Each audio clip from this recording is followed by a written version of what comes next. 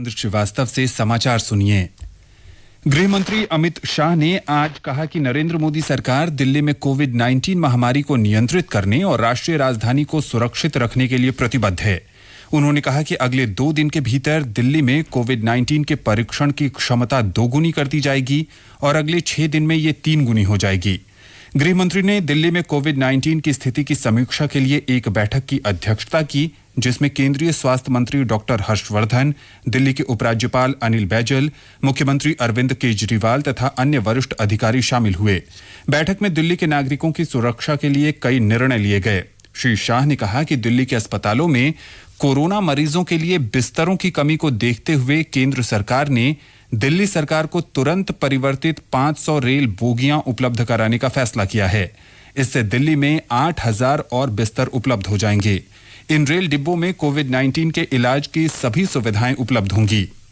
गृह मंत्री ने कहा कि कंटेनमेंट क्षेत्रों में घर घर स्वास्थ्य सर्वेक्षण किया जाएगा और इसकी रिपोर्ट 1 सप्ताह के भीतर उपलब्ध होगी।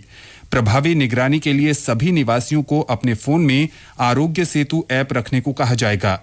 श्री शाह ने कहा कि जांच की सुविधा प्रत्येक मतदान केंद्र पर उपलब्ध कराई जाएगी। गृह मंत्री ने कहा कि नीति आयोग के सदस्य डॉक्टर वी.के. पॉल की अध्यक्षता में एक समिति का गठन किया गया है, जो निजी अस्पतालों में कोरोना इलाज के लिए कम दरों पर 60% बिस्तर होना सुनिश्चित करेगी। ये समिति कोरोना की जांच और इलाज की दरें भी तय करेगी। ये समिति अपनी रिपोर्ट कल दे देगी। गृह मंत्री ने कहा कि सरकार ने मृतकों के अंतिम संस्कार के संबंध में नए दिशा निर्देश जारी करने का निर्णय लिया है, जिससे प्रतीक्षा का समय घटेगा। केंद्र और राज्य सरकार के स्वास्थ्य विभागों, अखिल भारतीय आयुर्विज्ञान संस्थान तथा दिल्ली के तीनों नगर निगमों के डॉक्टरों का एक संयुक्त दल सभी कोरोना अस्पतालों का दौरा करेगा और इलाज की तैयारियों तथा स्वास्थ्य सुविधा ढांचे का निरीक्षण करने के बाद अपनी रिपोर्ट देगा। गृह मंत्री अमित शाह ने कोविड-19 प्रबंधन के लिए दिल्ली सरकार की सहायता के वास्ते 4 IAS अधिकारियों को तुरंत नई दिल्ली स्थानांतरित करने का आदेश दिया है। इन अधिकारियों में वर्तमान में अंडमान और निकोबार द्वीप समूह में तैनात अवनीश कुमार और मोनिका प्रियदर्शनी तथा अरुणाचल प्रदेश में तैनात गौरव सिंह राजावत और विक्रम सिंह मलिक शामिल हैं। गृह मंत्री ने केंद्र से भी दिल्ली सरकार के लिए 2 और वरिष्ठ IAS अधिकारियों SCL दास और SS यादव की तैनाती का आदेश दिया है। देश में कोविड-19 महामारी से संक्रमित लोगों के स्वस्थ होने की दर 50% से अधिक हो गई है। पिछले 24 घंटों के दौरान 8000 से ज्यादा लोग स्वस्थ हुए हैं। अब तक देश में कोविड-19 के संक्रमण से 1,62,378 लोग स्वस्थ हो चुके हैं। स्वास्थ्य मंत्रालय ने बताया कि स्वस्थ होने की दर संकेत करती है कि संक्रमण से पीड़ित आधे से अधिक लोग स्वस्थ हो गए हैं। उचित समय में संक्रमण की पहचान और बेहतर चिकित्सा प्रबंधन से स्वस्थ होने की दर बढ़ी है। भारतीय आयुर्विज्ञान अनुसंधान परिषद ने कोरोना वायरस से संक्रमित व्यक्तियों की जांच के लिए परीक्षण प्रक्रिया तेज कर दी है।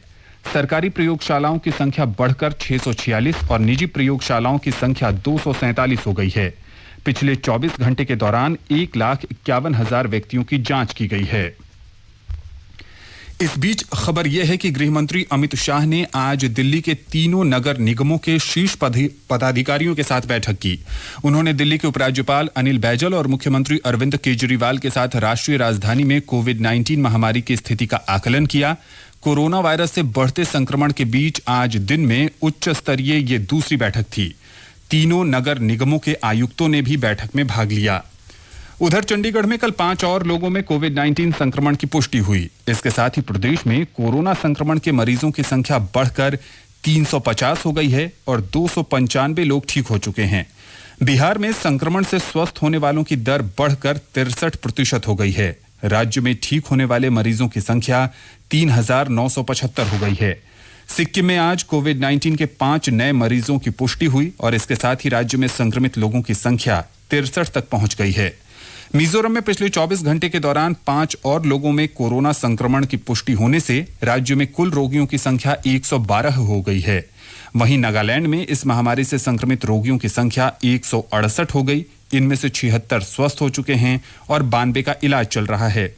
तेलंगाना में एक ही दिन में 253 लोगों में कोरोना संक्रमण की पुष्टि हुई है। ये समाचार आकाशवाणी से प्रसारित किए जा रहे हैं। केंद्रीय स्वास्थ्य मंत्रालय ने कहा है कि कोविड-19 की चिकित्सा प्रणाली में रेमडेसिविर दवा को केवल आपात स्थिति में इस्तेमाल के लिए शामिल किया गया है।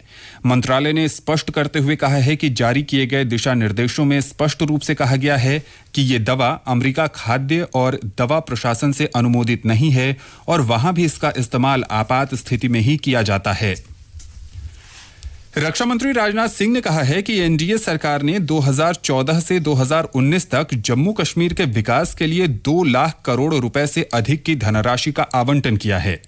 जम्मू जनसंवाद रैली को वीडियो कॉन्फ्रेंसिंग के जरिए संबोधित करते हुए श्री सिंह ने कहा कि सरकार जम्मू कश्मीर का इतना जबरदस्त विकास करेगी कि पाकिस्तान के कब्जे वाले कश्मीर के लोग भारत का हिस्सा बनने की मांग करने लगेंगे। आगामी 5 वर्षों में हम लोगों की कोशिश है जम्मू कश्मीर की तस्वीर इतनी बदल जाएगी कि पीओके के लोग भी आपसे रश्क करेंगे कि काश हम भी इस वक्त भारत में होते तो हमारे दिन भी बदल जाते। रक्षा मंत्री ने कहा कि मोदी सरकार ने कई क्रांतिकारी निर्णय किए हैं। जम्मू कश्मीर से संबंधित संविधान के अनुच्छेद 370 को निरस्त करने का फैसला भी इन्हीं में से एक है। उन्होंने कहा कि हमारे सुरक्षा बल आतंकवादियों को माकूल जवाब दे रहे हैं। हमारे सेना के जवान, हमारे अर्धसैनिक बल, हमारी जम्मू कश्मीर के पुलिस और इंटेलिजेंस के म्यूचुअल कोऑर्डिनेशन से उनकी शरारत का मुंहतोड़ जवाब जम्मू कश्मीर की धरती पर दिया जा रहा है। जम्मू कश्मीर में इस वर्ष 10 जून तक नियंत्रण रेखा पर पाकिस्तान की ओर से कम 2027 बार संघर्ष विराम का उल्लंघन हुआ है। मार्च में सर्वाधिक 411 बार संघर्ष विराम का उल्लंघन हुआ है। पिछले साल के इस माह की तुलना में इनमें लगभग 69% की वृद्धि हुई है। इस साल जम्मू कश्मीर में सुरक्षा बलों के साथ मुठभेड़ में लगभग 100 आतंकवादी मारे गए हैं। भारतीय सेना ने पिछले सप्ताह कहा था कि वो सीमा पार से घुसपैठ के किसी भी प्रयास को विफल करने के लिए पूरी तरह से तैयार है। इस बीच जम्मू कश्मीर के पुंछ जिले में आज नियंत्रण रेखा के पास पाकिस्तानी सेना की ओर से गोलाबारी में सेना का एक जवान शहीद हो गया और 2 अन्य घायल हो गए।